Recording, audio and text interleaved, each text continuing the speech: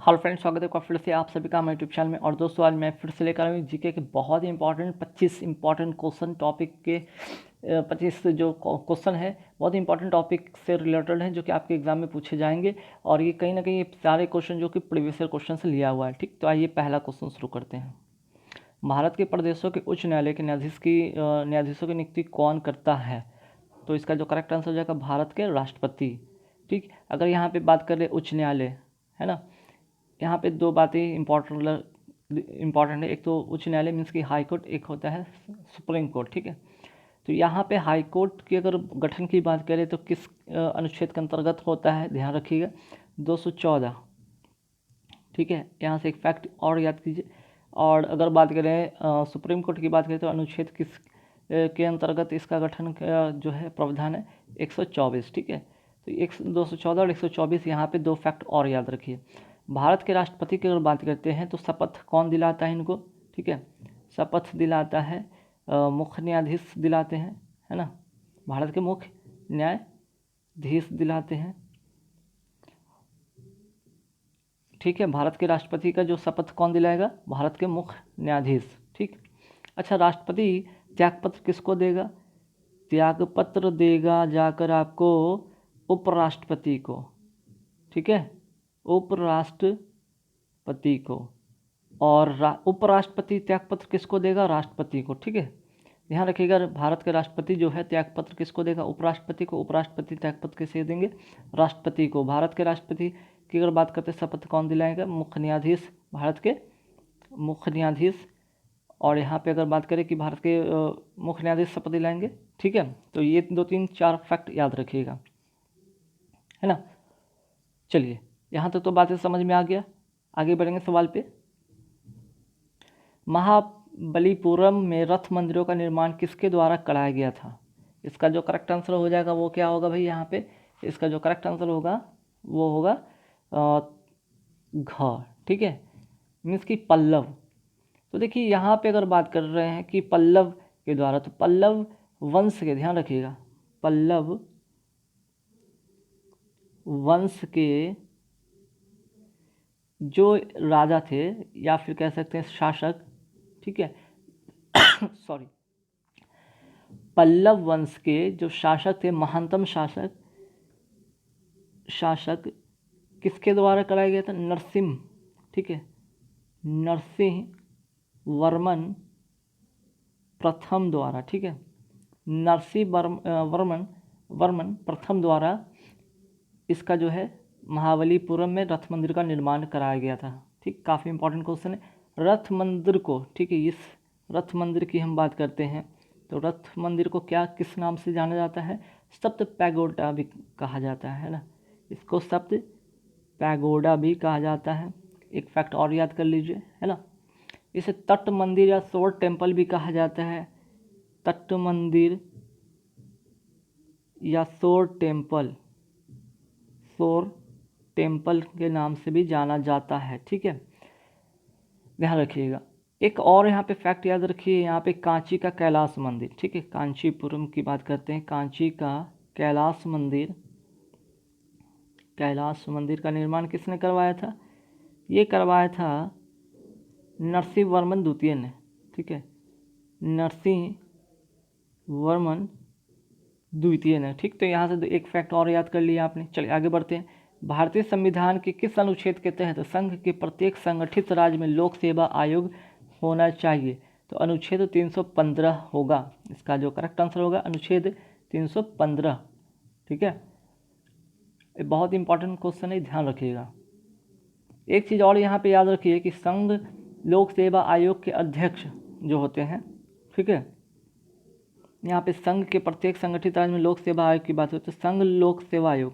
ठीक है, संघ लोक सेवा आयोग के जो अध्यक्ष होते हैं एवं सदस्य होते हैं, ठीक है, की नियुक्ति कौन करता है? राष्ट्रपति द्वारा किया जाता है। ठीक है, राष्ट्रपति द्वारा किया जाता है इनकी नियुक्ति, ध्यान रखिएगा, है ना। और अनुच्छेद 308 से लेकर 2023 तक इस आयोग से संबंधित अनुच्छेद हैं। ठीक है, अगर बात करते हैं संघ लोक सेवा आयोग की स्थापना, इसकी स्थापना कब हुआ था ये भी याद रख लीजिएगा। 1 अक्टूबर 1926 को किया गया था। 1 अक्टूबर 1926 को, ठीक है, 1 अक्टूबर 1926 को, बढ़िया से यहाँ पे लिख देता हूँ, 1 अक्टूबर 1926 को। और किस यहाँ पे आयोग की संस्तुति पर, तो यहाँ पे ली आयोग की संस्तुति पर, ठीक है, ली आयोग की संस्तुति पर इसका गठन किया गया था। चलिए आगे बढ़ेंगे सवाल पे कि भारत के सर्वोच्च न्यायालय का एक न्यायाधीश कितनी आयु तक अपने पद पर बना रहता है। ठीक है, बना रह सकता है, तो इसका जो करेक्ट आंसर होगा 65 वर्ष तक। ठीक है, सर्वोच्च न्यायालय अर्थात कि सुप्रीम कोर्ट की बात हो रही है। ठीक, तो देखिए यहाँ पे 65 वर्ष की अगर बात करते हैं तो सर्वोच्च न्यायालय अर्थात सुप्रीम कोर्ट, और अगर बात 62 वर्ष की बात करते हैं तो यहाँ पे हो जाता है हाई कोर्ट। ठीक है, तो ये दोनों फैक्ट याद रखिएगा कि सर्वोच्च न्यायालय के एक न्यायाधीश कितनी आयु तक अपने पद पर बना रह सकता है, तो 65 वर्ष तक। उच्च न्यायालय के एक न्यायाधीश कितनी आयु तक अपने पद पर बना रह सकता है, तो 62 वर्ष तक। ठीक है, यहाँ से दो फैक्ट और याद कर लीजिए।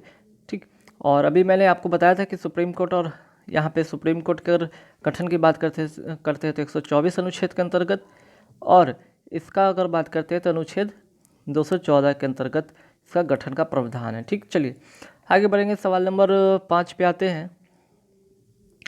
काकोरम राजमार्ग किन दो देशों को जोड़ता है ना। काकोरम जो यहाँ पे राजमार्ग है किन दो देशों को जोड़ता है, तो इसका जो करेक्ट आंसर हो जाएगा वो क्या होगा, जल्दी से बताएंगे।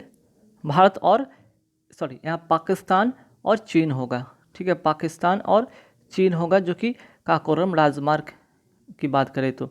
यहाँ से एक और बहुत इंपॉर्टेंट चीज़ आता है, नाथुला दर्रा। ठीक है ना, इसे नोट कर लीजिएगा, नाथुला दर्रा,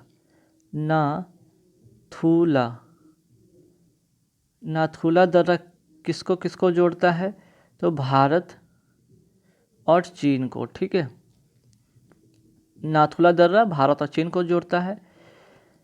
यहाँ पे ध्यान रखिएगा, नाथुला दर्रा जो है भारत और चीन के बीच का मार्ग है, और नाथुला दर्रा की अगर बात करते हैं तो सिक्किम को चीन से जोड़ता है ना। सिक्किम को किससे जोड़ता है, दो बातें यहाँ पे, भारत जो यहाँ पे है चीन के बीच का ये मार्ग है। ठीक है, भारत और चीन का बीच का ये नाथुला दर्रा मार्ग है। साथ ही साथ यहाँ पे अगर बात करें तो ये सिक्किम और चीन को भी जोड़ता है। ठीक है, सिक्किम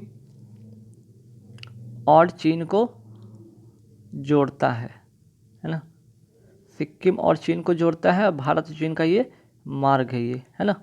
तो यहाँ से ध्यान रखें, नाथुला दर्रा काफ़ी इंपॉर्टेंट होगा।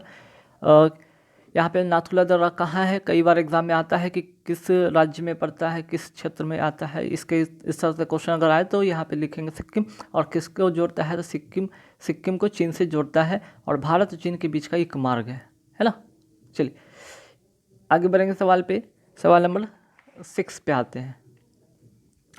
6 में क्या है कि G8 में सम्मिलित किया गया 8वां राष्ट्र कौन सा है, तो 8वां राष्ट्र रूस है। ठीक है, 8वां राष्ट्र जो है यहाँ पे क्या है, रूस है। लेकिन यहाँ पे आप समझिएगा एक फैक्ट और यहाँ पे ध्यान रखिए। ठीक, एक फैक्ट याद रखने वाली ये बात हो जाता है यहाँ पे कि अब जो है ये, ठीक है, अब जो है ये G8 बन गया है क्या, G7 हो गया। क्यों, क्योंकि यहाँ पे 2017 की बात करें, 2017 से जो रसिया जो है परमानेंटली यहाँ से विड्रॉल कर गया है। ठीक है, ये परमानेंटली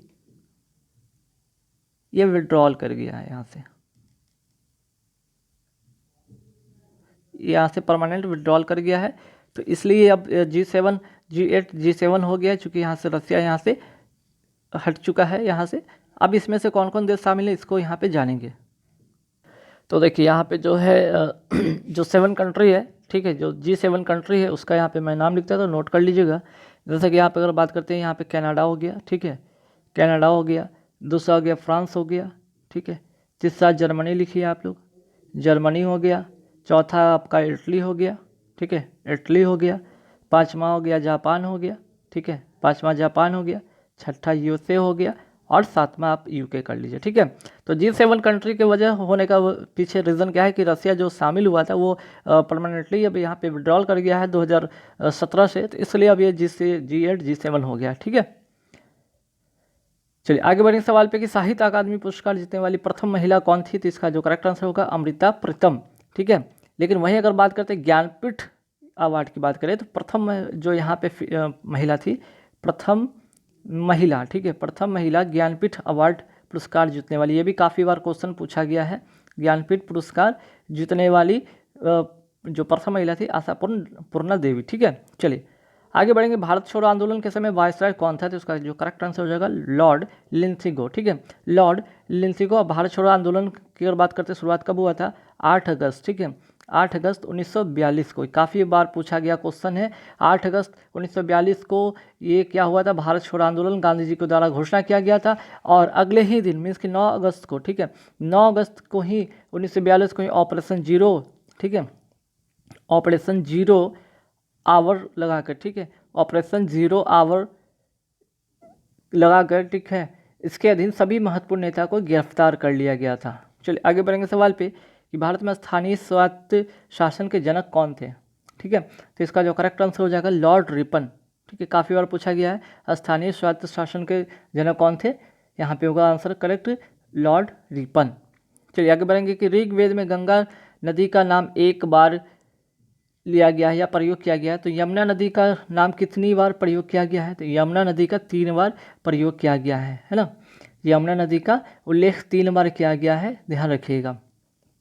चलिए आगे बढ़ेंगे सवाल पे गणितज्ञ तथा खगोल शास्त्री आर्यभट्ट प्रथम ने आर्यभट्टियम नामक पुस्तक किस भाषा में लिखी थी सॉरी इसका जो करेक्ट आंसर होगा वो होगा आपका यहाँ पे संस्कृत। ठीक है, इसका जो करेक्ट आंसर हो जाएगा संस्कृत हो जाएगा। और आर्यभट्ट का अगर बात करते हो, आर्यभट्ट का जन्म कहाँ हुआ था भाई, यहाँ से 2-3 फैक्ट। आर्यभट्ट का जो जन्म हुआ था वो हुआ था पटना में, ठीक है, पटना जिला में, ठीक, 476 AD, याद रखिएगा। दूसरा फैक्ट है कि आर्यभट्ट जो है गुप्त काल के महान वैज्ञानिक थे। ठीक है, ये गुप्त काल के महान वैज्ञानिक थे। यहाँ से एक और फैक्ट, शून्य एवं दशमलव, ठीक है, प्रणाली, दशमलव प्रणाली की शुरुआत भी आर्यभट्ट ने किया था, ये भी ध्यान रखिएगा 1975 में। ठीक है, 1975 में जो आर्यभट्ट की बात करते हैं, प्रथम कृत्रिम उपग्रह जो था, ये प्रथम कृत्रिम उपग्रह इन्हीं के नाम पर रखा गया था। ठीक है ना, इन्हीं के नाम पर रखा गया था, आर्यभट्ट के नाम पर रखा गया था। ठीक, और आर्यभट्ट ज्ञान विश्वविद्यालय जो कि बिहार के पटना जिला में है। ठीक, चलिए आगे बढ़ेंगे। विश्व का अन्न भंडार या रोटी का डलिया किस देश को कहा जाता है, तो इसका जो करेक्ट आंसर हो जाएगा वो हो जाएगा यूक्रेन। ठीक है, भारत में चावल का कटोरा किसे कहा जाता है, क्वेश्चन आता है ना यहाँ पे, भारत में चावल का कटोरा किसे कहा जाता है, ये भी काफ़ी बार पूछा गया क्वेश्चन है। चावल का कटोरा किसे कहा जाता है, तो छत्तीसगढ़ को, नोट कर लीजिएगा। ठीक है, छत्तीसगढ़ को भारत में। और भारत में जो है केरल की बात करें तो यहाँ मसालों का बगीचा कहा जाता है। भारत की अगर बात करें कि भारत में मसालों का बगीचा किससे कहा जाता है, मसालों का बगीचा किससे कहा जाता है, केरल को। ठीक है, यहाँ से 2 फैक्ट और याद रखिए। चलिए आगे बढ़ते हैं कि तीनों गोलमेज सम्मेलन में भाग लेने वाले भारतीय नेता कौन थे, तो डॉक्टर भीमराव अंबेडकर।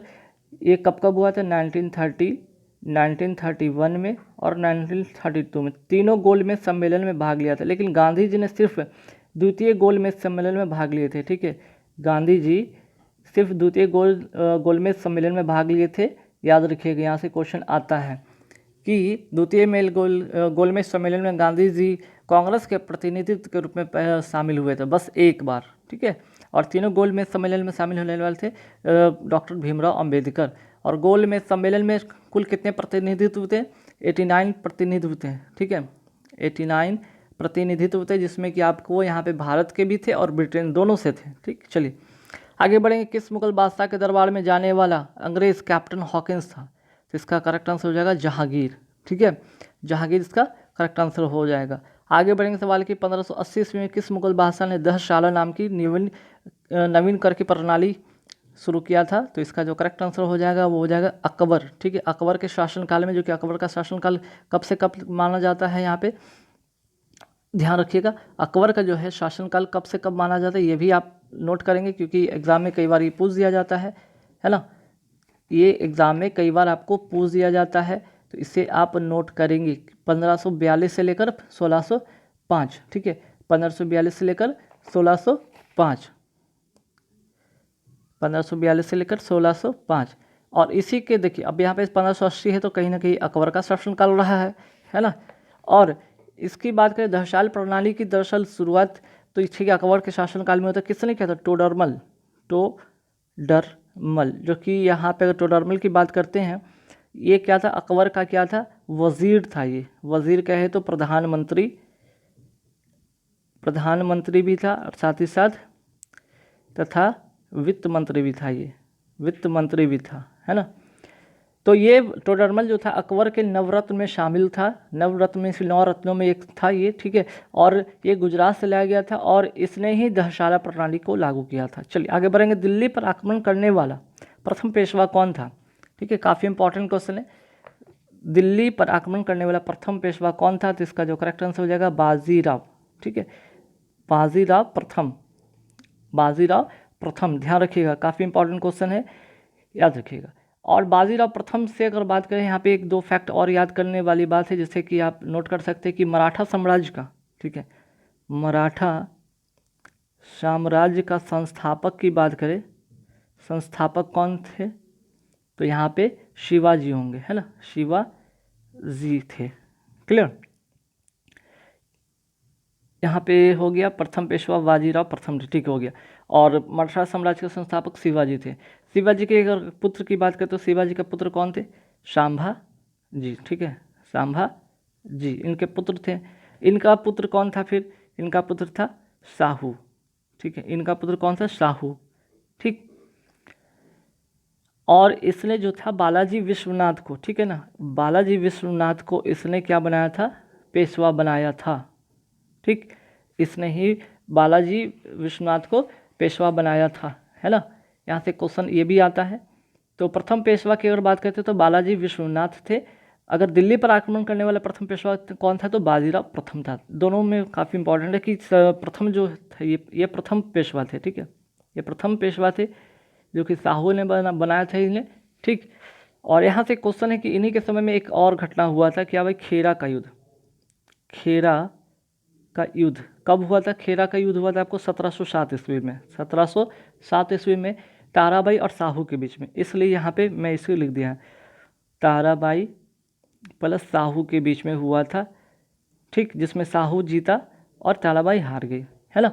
तो यहाँ से ध्यान रखिएगा, ये फैक्ट काफ़ी इंपॉर्टेंट है। और इसी के समय में एक और हुआ था पानीपत का तृतीय 1761 ईस्वी में, ठीक है, 1761 ईस्वी में इसी के शासन समय में एक और युद्ध हुआ था, जिसमें कि अहमद शाह अब्दाली और मराठा के बीच में एक युद्ध हुआ था, पानीपत का तृतीय युद्ध, ठीक है, पानीपत का तृतीय युद्ध याद रख लीजिएगा। चलिए, तख्ते हाउस पर बैठने वाला अंतिम मुगल शासक कौन था? तो इसका जो करेक्ट आंसर हो जाएगा वो कौन सा हो जाएगा? जल्दी बताएंगे। इसका हो जाएगा मोहम्मद शाह, ठीक है। और मोहम्मद शाह की बात करें तो मोहम्मद शाह के काल में नादिर शाह, ठीक है, इसी काल में नादिर शाह जो शाह है 1739 ईस्वी में आक्रमण करता है, ठीक है, और इस तख्ते हाउस को छीनकर ले जाता है, ठीक। चलिए, और यहाँ से एक और फैक्ट याद करने वाली बात है कि यहाँ पे कि यहाँ जो नादिर शाह जो था ये ईरान का, इसे नेपोलियन भी कहा जाता था, और नादिर शाह ने कोहिनूर भी चुराकर या छीनकर ले गया था, है ना। तो यहाँ से एक दो फैक्ट आपने और याद किया यहाँ पे, ठीक है, कि तख्ते हाउस पर बैठने वाला अंतिम मुगल शासक कौन था? मोहम्मद शाह। नादिर शाह ने आक्रमण किया 1739 में, और ये मयूर सिंहासन और छिड़ कर ले जाता है। इसे क्या कहा जाता है? ईरान का नेपोलियन भी कहा जाता है ना। और मयूर सिंहासन का निर्माण किसने किया था? इसका निर्माण किसने किया था? काफ़ी इंपॉर्टेंट क्वेश्चन है। इसका निर्माण किया था शाहजहाँ ने, ठीक है, इसका निर्माण किया था शाहजहाँ ने, ठीक है। आगे बढ़ेंगे सवाल पे कि किसके द्वारा विश्व का पहला गणतंत्र वैशाली में स्थापित किया गया था? इसका जो करेक्ट आंसर हो जाएगा लिच्छवी द्वारा, ठीक है, इसका जो करेक्ट आंसर हो जाएगा लिच्छवी द्वारा। आगे बढ़ेंगे सवाल पे कि भारतीय संविधान के किस संशोधन द्वारा समाजवादी, धर्मनिरपेक्ष, अखंडता शब्दों को प्रस्तावना में जोड़ा गया? तो इसका जो करेक्ट आंसर हो जाएगा वो क्या हो जाएगा? 42वां संशोधन द्वारा, 42वां संविधान संशोधन द्वारा। और यहाँ पे एक वर्ड आता है प्रस्तावना। प्रस्तावना किस देश से लिया गया है? तो ये ऑस्ट्रेलिया से लिया गया है, ठीक है, ये ऑस्ट्रेलिया से लिया गया है। ठीक, यहाँ से एक फैक्ट और याद कर लीजिए कि ऑस्ट्रेलिया से लिया गया है।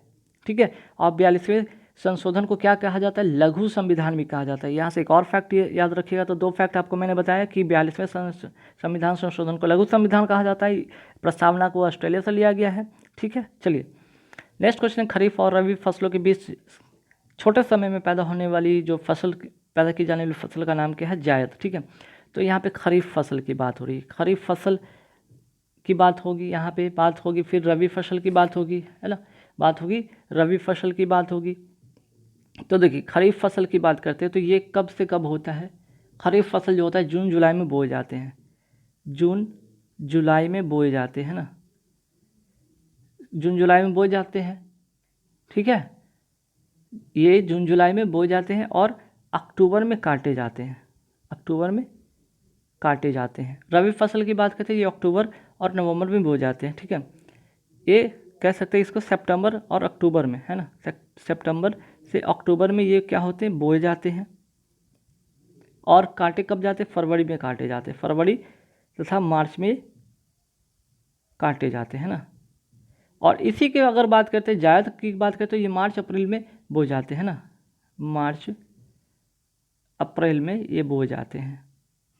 ठीक है, मार्च अप्रैल में ये बोए जाते हैं। चलिए आगे बढ़ते। राष्ट्रीय रेल म्यूजियम किस शहर में स्थित है? राष्ट्रीय रेल म्यूजियम किस शहर में स्थित है? तो इसका जो करेक्ट आंसर हो जाएगा वो हो जाएगा दिल्ली। ठीक है, इसका जो करेक्ट आंसर हो जाएगा वो क्या हो जाएगा? दिल्ली। और यहाँ से 1-2 फैक्ट याद करने वाली बात है। यहाँ से अगर रेल की बात कर रहे हैं तो रेल अगर आइए कि रेलवे बोर्ड की स्थापना, ठीक है, रेलवे बोर्ड की स्थापना कब हुआ था भाई? ये हुआ था 1905 ईस्वी में। रेलवे बोर्ड की स्थापना हुआ था 1905 ईस्वी में। ठीक है, चलिए आगे बढ़ेंगे कि रेलवे में अगर बात करें कि यहाँ पे भारत में प्रथम रेलगाड़ी कब चला था? तो 16 अप्रैल 1853 में पहली रेल चली थी। ठीक है, पहली रेल चली 1853 में, है ना, बॉम्बे से थाने के बीच में चली थी, ये ध्यान रखिएगा। आगे बढ़ेंगे सवाल पे कि भागीरथी और अलकनंदा नदियों का संगम किस स्थान पर होकर गंगा नदी बनती है ना। तो इसका जो करेक्ट आंसर हो जाएगा वो हो जाएगा देवप्रयाग, देवप्रयाग। ठीक है, यहाँ पे एक वर्ड यहाँ पे आया है गंगा। गंगा की कुल लंबाई पूछा जाता है तो कितना है? 2525 किलोमीटर, कई बार एग्जाम में पूछा गया है ना। चलिए आगे बढ़ेंगे सवाल पे कि मखदूम कुंड कहाँ स्थित है। तो इसका जो करेक्ट आंसर हो जाएगा वो क्या होगा? जल्दी से बताएंगे आप लोग। ये हो जाएगा बिहार शरीफ। ठीक है, बिहार के बिहार शरीफ क्षेत्र में। और यहाँ पे ही बिहार शरीफ क्षेत्र में आपको क्या मिलेगा? आपको सीता कुंड, लक्ष्मण कुंड, यहाँ पे जो गर्म जल का कुंड है, ध्यान रखिएगा। ठीक, चलिए आगे बढ़ते हैं सवाल पे कि डॉक्टर राजेंद्र प्रसाद का जन्म स्थान, है ना, डॉक्टर राजेंद्र प्रसाद का जन्म स्थान जीरादेई निम्न में से किस जिले में है? तो इसका करेक्ट आंसर हो जाएगा सिवान जिला में। ठीक है, इसका जो करेक्ट आंसर हो जाएगा वो हो जाएगा सिवान जिला में। और सिवान जिला पड़ता है कहाँ भाई? बिहार में। ठीक है, बिहार में ये पड़ता है सिवान जिला। और ये अगर बात करते हैं इनके बारे में कुछ और फैक्ट की बात करते हैं तो ये डॉक्टर राजेंद्र प्रसाद की बात करते हैं तो इन्हें क्या बनाया गया था? संविधान सभा का अस्थायी सदस्य, संविधान सभा का अस्थायी सदस्य इन्हें बनाया गया था, है ना, 11 दिसंबर 1946 ईस्वी में। ठीक है, यहाँ से एक बात, भारत के प्रथम राष्ट्रपति की बात करते हैं तो ये डॉक्टर राजेंद्र प्रसाद थे। ठीक है, प्रथम राष्ट्रपति भी एक फैक्ट और याद रखिएगा, है ना। चलिए आगे बढ़ेंगे सवाल पे, भारतीय संविधान को कब अपनाया गया। देखिए भारतीय संविधान को कब अपनाया गया, ये काफ़ी इंपॉर्टेंट क्वेश्चन है। 2 द्वंद्व में आप फंस जाएंगे, है ना। यहाँ पे द्वंद्व में ये फंसेंगे कि अपनाया कब गया या फिर पारित कब किया गया, तैयार कब हो गया। तो 26 नवंबर 1949 को ये क्या हुआ? अपनाया गया। लेकिन लागू किया गया कब?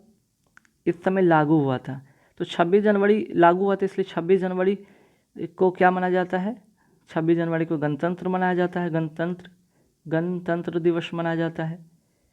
और यहाँ पे 26 नवंबर को, ठीक है, 26 नवंबर को क्या मनाया जाता है? संविधान दिवस मनाया जाता है। इसी कारण मनाया जाता है यहाँ पे संविधान दिवस मनाया जाता है 26 नवंबर को, क्योंकि 26 नवंबर 1949 को अपनाया गया, अंगीकृत किया गया, पारित किया गया, तैयार हो गया था इसलिए, और 26 जनवरी 1950 को लागू हुआ था, इसलिए इस दिन को 26 जनवरी को गणतंत्र दिवस मनाया जाता है। तो गाइज यहाँ पे कुल 25 क्वेश्चन मैंने आपको बताए फैक्ट के साथ। वीडियो कैसे लगी कमेंट करके जरूर बताना, वीडियो छोड़ो तो लाइक कर देना, शेयर कर देना, अभी तक हमारे चैनल पर नए हो तो सब्सक्राइब कर लेना, नहीं लाइक किया तो नहीं सब्सक्राइब किया तो प्लीज़ सब्सक्राइब कर लेंगे। Thank you very much.